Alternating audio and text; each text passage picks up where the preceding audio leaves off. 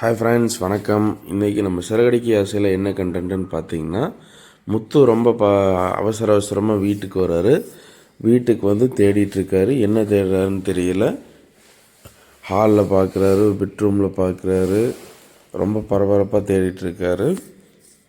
எல்லா பக்கமும் இங்கே தானே வச்சோம், இங்கே போச்சு, என்னன்னு தெரியலையே அப்படின்னு சொல்லி தேடிட்டுருக்காரு பதட்டமாகி.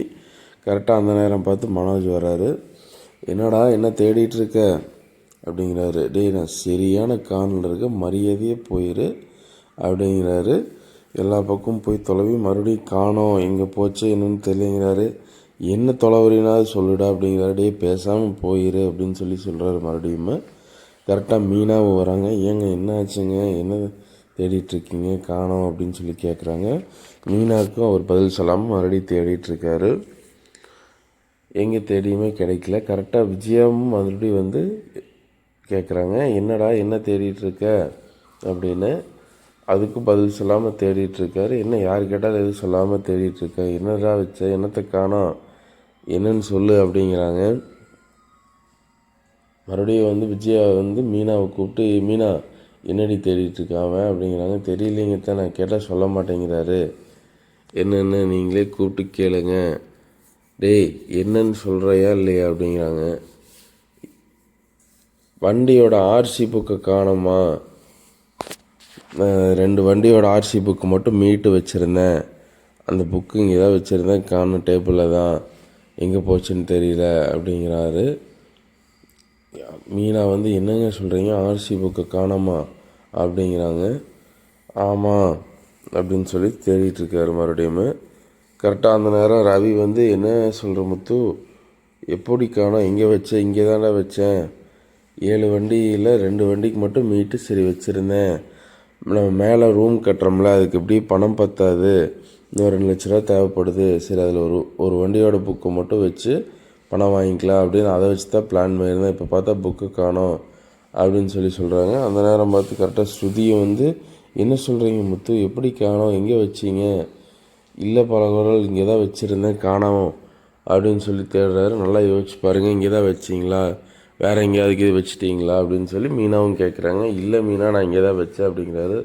ஒரு 10 நாளைக்கு முன்னாடி ஒரு ஃபைல் ஒன்று கொண்டு வந்தீங்களே மஞ்சள் கலரில், அதுதானா இது, அது இங்கே டேபிள் மேலேயே தானே இருந்துச்சு, இங்கே போச்சு அப்படிங்கிறாங்க. எனக்கு என்னமோ இந்த வீட்டில் ஒரு ஆள் மேலே தான் ரொம்ப டவுட்டாக இருக்குது, அதை தவிர வேறு யாரும் பண்ணியிருக்க மாட்டாங்க அப்படின்னு சொல்லி முத்து சொல்கிறாரு. உடனே மனோஜ் வந்து, யார் அப்படிங்கிறாங்க. வேறு யார் இல்லைடா, நீ தான், உண்மை சொல்லு, நீ தான் எடுத்த, மரியாதையே கொடுத்துரு அப்படிங்கிறாங்க. டேய், எனக்கு என்ன இதான் வேலையா, நான்லாம் இது எடுக்கலை அப்படிங்கிறாங்க. ரவி வந்து, அது எப்படா அடுத்தவங்க பொருள் எடுத்து பண்ணுறதே நீ ஸ்பெஷலிஸ்ட்டாக இருக்கிற, இது தவிர உனக்கு வேறு வேலையே இல்லையா அப்படின்னு சொல்லி எல்லோரும் கேட்குறாங்க. உடனே வந்து மனோஜ், இங்கே பாருங்கடா, நான்லாம் எதுவும் பண்ணல, தேவையில்லாமல் பேசிகிட்டு இருக்காதீங்க அப்படிங்கிறாங்க. முத்து வந்து, இங்கே பாரு மனோஜ், ஒழுக்க மரியாதையே கொடுத்துரு, போன தடவை நீ பண்ண பிரச்சனைக்கே எல்லாம் சரி பண்ணுறதுக்கு ரொம்ப சிரமப்பட்டோம், மறுபடியும் இந்த தடவை ஏதோ பண்ணி அசிங்கப்படுத்திகிட்டு இருக்காத, ஒழுக்க மரியாதை எனக்கு அந்த புக்கை கொடுத்துரு அப்படிங்கிறாங்க. நான்லாம் எடுக்கலடா அப்படிங்கிறாங்க.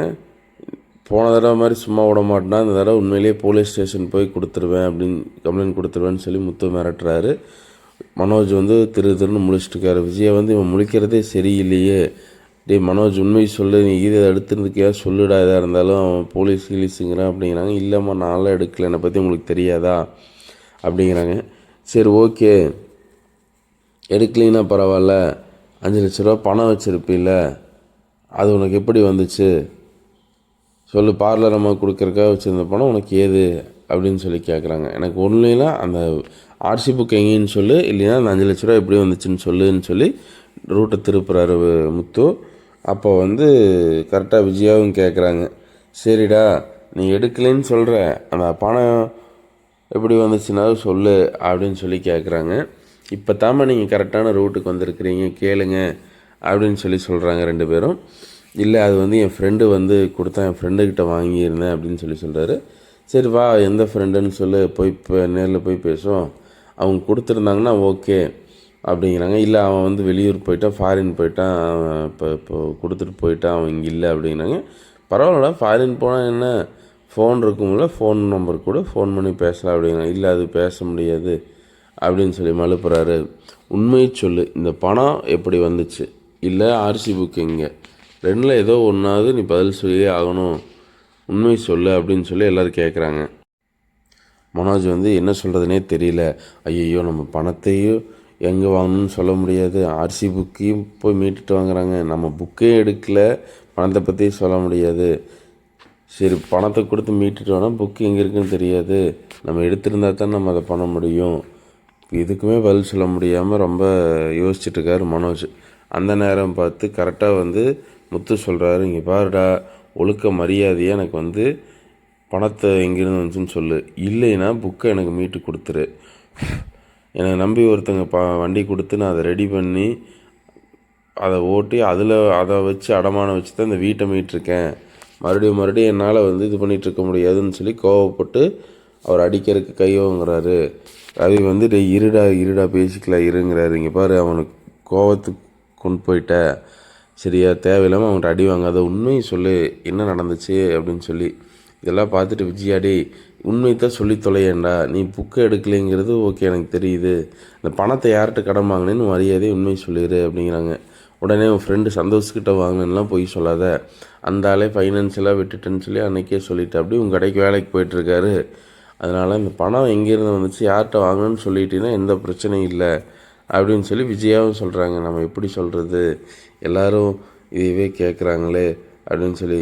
இங்கே பாருங்கள் எல்லோரும் நிறுத்துங்க ஃபஸ்ட்டு, இந்த பணம் வந்து நான் வந்து என் ஃப்ரெண்டுக்கிட்ட தான் வாங்கினேன், வேறு எங்கேயும் நான் வாங்கலை, அந்த ஆர்சி புக்கு நான் எடுக்கலை, இதுதான் உண்மை. நான் இதை வந்து நீங்கள் நம்பினாலும் நம்பலினாலும் இதுதான் உண்மை, நான் வேறு எதுவுமே பண்ணலை அப்படின்னு சொல்கிறாரு. சரிடா நீ உண்மையை சொல்ல மாட்ட அப்படின்னு சொல்கிறாரு. இங்கே பாருங்கள் எனக்கு டைம் ஆச்சு, நான் ஷோரூம் கிளம்புறேன், உங்களுக்கு நம்பர் தானே, ஈவினிங்குள்ளே நான் நம்பர் தரேன் அப்படின்னு சொல்லிட்டு மனோஜ் கிளம்பிட்டார். போடா போ, இதே ஈவினிங்குள்ளே நீ என்ன திருட்டுத்தனம் பண்ணிட்டுருக்கிறீ நான் கண்டுபிடிச்சி எல்லாத்தையும் சொல்கிறேன்னு சொல்லி முத்து ஷோரூம் கிளம்பி போகிறாரு. போகும்போது கரெக்டாக அவர் ஃப்ரெண்டு சந்தோஷ் வெளியவே இருக்கார். அவரை பார்த்துட்டு ப்ரோ வாங்க அப்படின்னு சொல்லி பேசிட்டு, வாங்க டீ சாப்பிட போகலான்னு கூட்டிகிட்டு போகிறாரு. ஏன்னா நீங்களே வாங்கி கொடுக்குறீங்களா அப்படின்னு சொல்லிட்டு அவரும் வராரு. அப்படி போயிட்டுருக்கும்போது தான் வந்து முத்து கேட்குறாரு, ஆமாம் மனோஜுக்கு எப்படி அந்த 5 லட்ச ரூபா வந்துச்சுன்னு சொல்லி. அவர் டக்குன்னு உளறிறாரு, அது 2வது மேரேஜ் பண்ணார் இல்லைங்க அப்படின்னா. அது ஐயோ இல்லை அது வந்து எனக்கு தெரியல, நீங்கள் எதாக இருந்தாலும் மனோஜிட்டே கேட்டுங்க அப்படின்னு சொல்லி மழுப்புறாரு. உண்மையை சொல்லுங்கன்னு சொல்லி அவர் சட்டையை பிடிச்சி கேட்குறாரு. அவர் என்ன சொல்கிறதுன்னு தெரியாமல் உளறிட்டோமே அப்படின்னு சொல்லி யோசிச்சுட்ருக்காரு. இன்னையோட கண்டென்ட் இதோட முடிஞ்சுது. மேலும் என்ன நடந்துச்சு அப்படிங்கிறத நாளைக்கு வீடியோவில் பார்ப்போம் ஃப்ரெண்ட்ஸ். மறக்காமல் நம்ம சேனலை சப்ஸ்கிரைப் பண்ணிடுங்க, இந்த வீடியோவுக்கு ஒரு லைக் போட்டுருங்க, ப்ளஸ் பெல் பட்டனையும் ப்ரெஸ் பண்ணிடுங்க. அப்போ தான் நம்ம போடுற வீடியோஸ் அப்டேட்ஸ் உங்களுக்கு அடுத்தடுத்து வரும். நெக்ஸ்ட்டு வீடியோவில் அடுத்த கண்டென்ட்டில் நாளைக்கு உங்களை சந்திப்போம்.